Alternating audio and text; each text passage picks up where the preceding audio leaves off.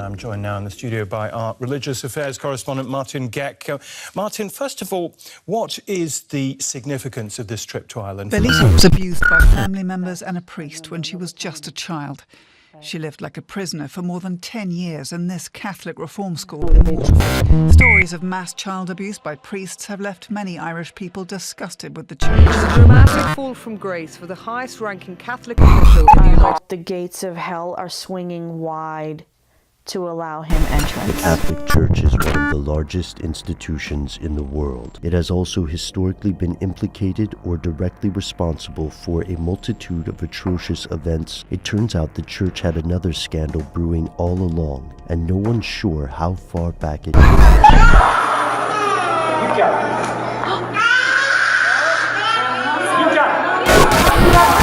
He said, I want you to take down your trousers and swing your legs up onto the mother got married outside of marriage, and of course that was a big sin, and the priest in the parish got to hear about it and told her parents that it was an awful disgrace, that she couldn't be seen out because she'd be a bad influence.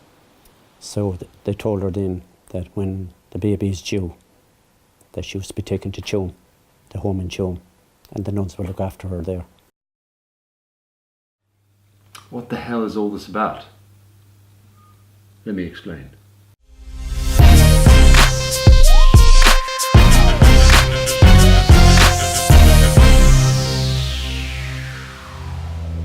In the summer of 2018, i.e. this summer, for the school holidays we decided to go and visit the Irish College. And it just so happened, coincidentally, that the Pope had decided to visit at the same time we were there. And he was going to visit Dublin and he was going to visit Knock. And Knock is a very small area in the west, literally about 10 minutes from our cottage. But he would land at Knock Airport and drive from Knock Airport to Knock Shrine, which is where he'd do the service. And that road that takes him from Knock Airport to Knock Shrine literally drives straight past our cottage. Not on the same road, but it's a couple of roads off the main road, the N17. So we decided that we would go and take a view of this and have a look at the big spectacle. Now I spoke to a couple of my Irish friends there and they didn't really give a toss about him, and I asked myself why. So I did a bit of research and it came up with a lot of child abuse, which is why the opening sequence of this video was about that. Yeah, I'd say the Catholic community in Ireland is still very strong, but at the same token it is diminished from what it was. They were expecting 500,000 people in Croke Park, or one of the parks in Dublin, and they didn't get it. They didn't get that many. They got a lot, but they didn't get 500,000. And I think that the other significant thing about this visit is that the last time the Pope came was in 1979. It was Pope John Paul, which coincidentally was the year I was born. Coincidental. But that brought about the question as to why he was coming now. And that's all this piece was about. As a disclaimer, this is and will not be a religious video. I am not a religious human being, albeit I am from a Catholic origin and from an Irish origin. However, saying that, this video is about the family holiday, so let's crack on with that. Come on, let's go see the Pope. This place stinks. It doesn't, that's my bum, I just farted. Oh, Patrick. No, it's an expression for this place is boring. Oh, I see, not really stinks, because you did walk into a fart. Can we get out of the road? Let's get out of the road. Yeah. Let's So, not see the Pope. let's go and see the Pope. No! Would you like me to explain what's going on here? Sure. On the X date of the X month in 1979 was the last time a Pope came to Ireland. This is a significant day in the calendar for Irish and Catholic people. So we're going to go and see him driving from Knock Airport to Knock Shrine. He flies in at 9:20 and should be at Knock Shrine by 9:55, where he'll be doing a mass for 45,000 people. Then he'll fly back to Dublin and go to another mass in Paradise Park for 500,000 people. Want to see And we're going to go see him the drive past. Pope. We're going to see him drive past. That's all. In the Pope Mobile. Brilliant. I just want to see him go past. Boring.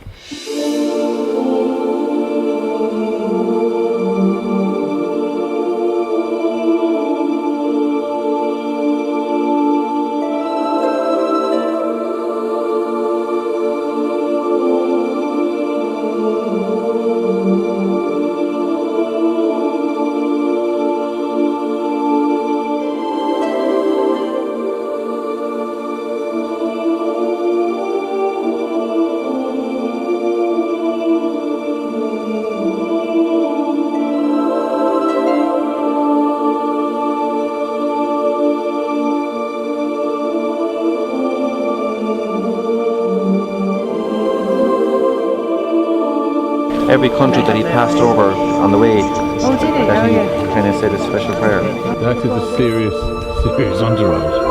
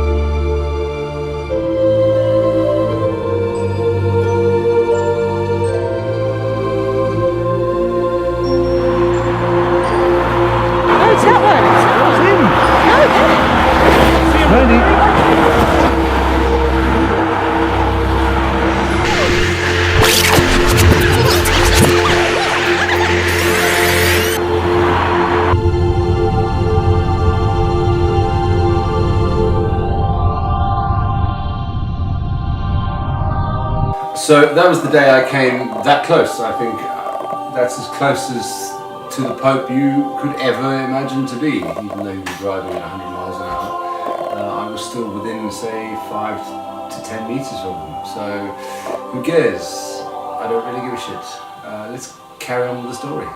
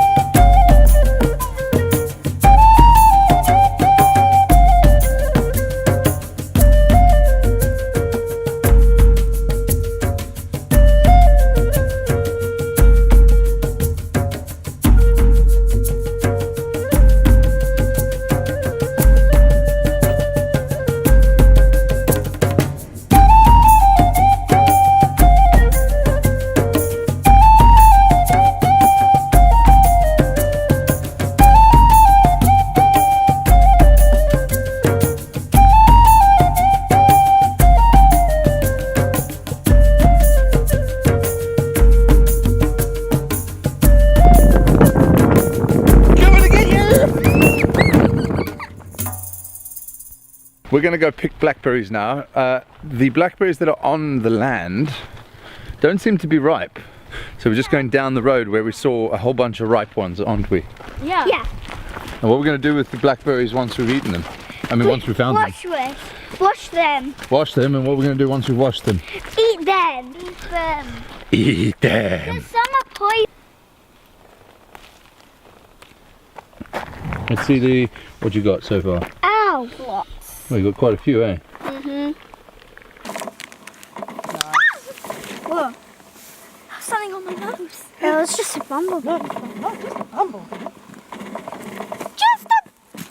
It's just a bumblebee. Smelly ogre, you're still up.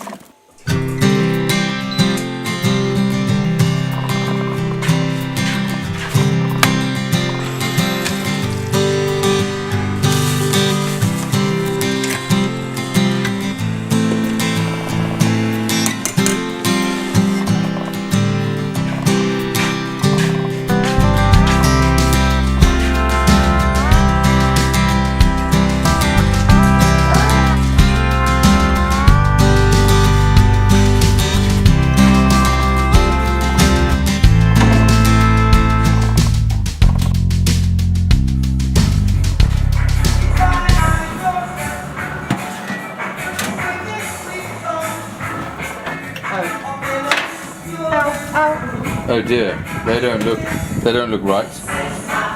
They've been overfilled. They've been overfilled with blackberry jam, but now they're blackberry jam pancake tart precious things. Good. Jasmine, you're like an animal. So here's our fortress. Tell me about your fortress, Jocelyn. Well, we spent a lot of time on the floor, as you can see. That's a nice new swing. You built it. And we have a passcode to get in. What's the passcode? Can I have the passcode? Daddy's cool. Daddy's cool. Daddy That's a good password. Daddy cool. Daddy cool. This was going to be for our table. This is your table. This is the climb. This is to climb the tree, is it? This is to climb the tree. Not there anymore. Dad, can you keep? Every step of this is pure joy. Okay, so here is the front door, which is brand new. Doesn't look it, but because of all the building work that's gone on. But it's very cool. And the big O for O'Donnell. Nice, like it. This is the oak flooring I was talking about. Wicked sort of like burnt oak. Each panel is a different shade. It looks the nuts. Then over here is the underfloor that I've bought. That'll go on the floor first after I've screeded. And this is bedroom 1, which has been cleared. You don't get a very wide angle of it. So what I was talking about earlier is that the radiators need to be removed from the floor. Then I'll screed. I will add some damp-proof membrane, and then I'll lay the underlay, and the flooring. But that's that room. That's the master room. This is the screeding that Kevin and I did, who I'm still waiting to get his channel started. Fireplace that's not fitted. I need to fit that properly, as you can see, but that's just 4 bolts into the wall. But it's a cool fireplace. This is currently the sleeping arrangement. It's a sleeper couch. Then the kitchen, again, cool door, big O'Donnell. This is the pizza oven that I was bought for my birthday last year, which hasn't been used yet, so I'll be using that at some point today, I think. Kitchen sink that was fitted. This was a mission, because look how thick that is. That's a good, what, 120 mils? I don't know, but it took quite a serious reciprocating saw to sort out. I fitted the tap the last time I was here. I need to do the grouting there. This needs to be done still. I need a counter put in there. There'll be a table over there. Right, and then into the bathroom, which you've seen. I say hi to the fridge. Remember the fridge, the cool newspaper fridge. Right, so the bathroom.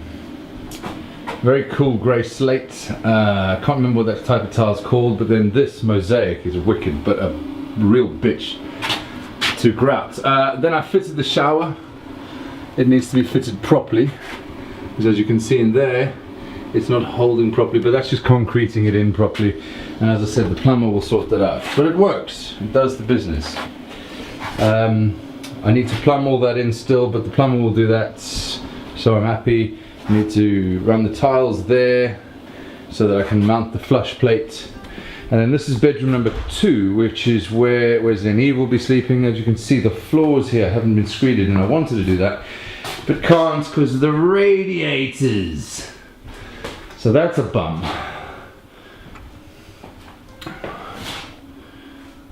And that's the tour. Oh wait, you haven't seen the tour room. That was the tour room. If any of you have watched the previous videos of mine, I kept all the tools in that room, which has changed now. This radiator is massive and it's very heavy, you know what I'm saying, bro? And I've turned this second lounge into the tool room slash bag room, which is where we've got all our bags and shit. Look at that, that's the reciprocating saw that I used to cut the sink. That is a monster. Yeah, we've got everything in here. It's all working, it's all comfortable, it's warm, it's dry, the heating works, the lighting works. The water runs. I just haven't sort of pieced it all together, and this is where we sit and watch TV. Kind of lie and watch TV from the couch. And the views are pretty special.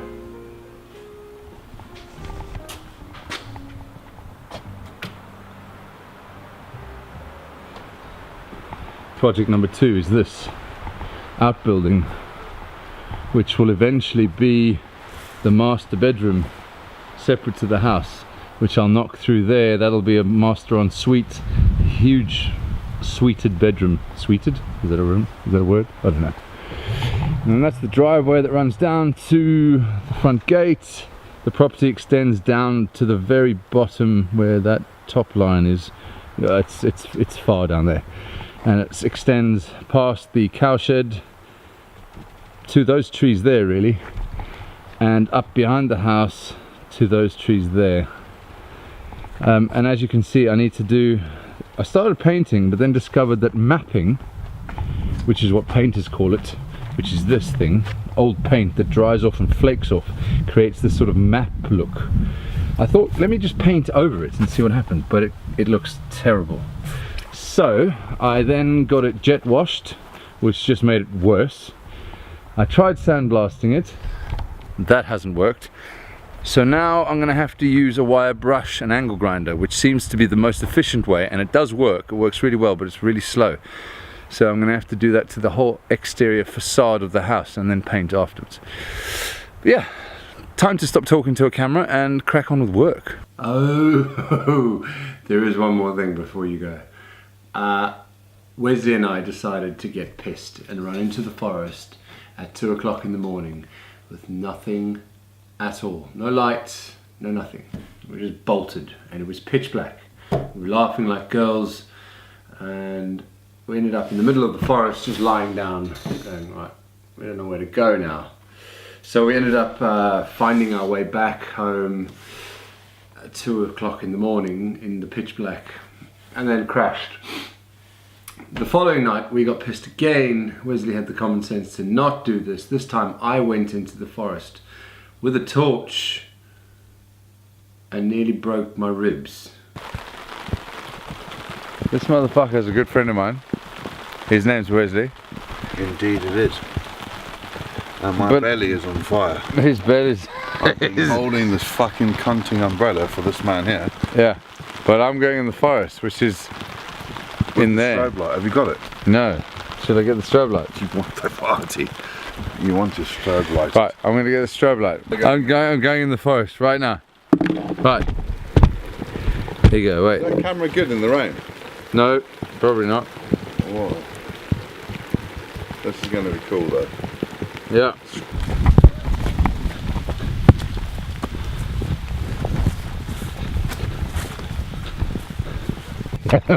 Where's the end? Oh, there's an entrance.